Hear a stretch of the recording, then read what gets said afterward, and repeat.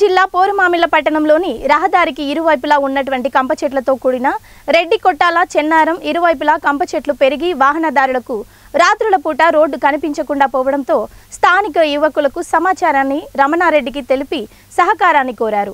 వెంటనే స్పందించిన రమణారెడ్డి జేసీబీని పెట్టి రోడ్డుకి ఇరువైపులా కంప చెట్లను తొలగించారు. ఈ సందర్భంగా ఆయన మాట్లాడుతూ పల్లెలకు సంబంధించిన పలు రహదారులు రోడ్డు ప్రమాదాలతో రక్తసిక్తమవుతున్నాయని, వాహనదారులు తీవ్ర ఇబ్బందులు ఎదుర్కొంటున్నారని, ఇటువంటి సమస్యలు ఉన్న ప్రదేశాలలో కొన్ని పనులను ప్రభుత్వంపై ఆధారపడకుండా స్థానిక యువకులు స్పందించి ప్రమాదాల నివారణకు యువత సహకరించాలని ఆయన పిలుపునిచ్చారు. ఈ కార్యక్రమంలో సుధాకర్ మరియు స్థానిక యువకులు పాల్గొన్నారు. ఆ కంప చెట్ల వల్ల వాహనదారులు ఇబ్బంది పడుతున్నారు. రన్నింగ్లలో వాళ్ళు చిన్నపిల్లలతో వెళ్తుంటారు, వర్షంలో వెళ్తుంటారు. కాబట్టి వాళ్ళ ఇబ్బందులను మేము గమనించాము. జేసీబీని పిలిచి ఈ టర్నింగ్లలో ఉండే కంప చెట్లన్నీ రిమూవ్ చేయించి నీట్గా క్లియర్గా రోడ్ సైడ్ కూడా క్లియర్ చేయించి చేయడం వల్ల వాహనదారులకు ఇబ్బంది లేకుండా ప్రమాదాలు జరగకుండా నివారించడానికి మా వంతు మేముగా పనిచేస్తున్నాము.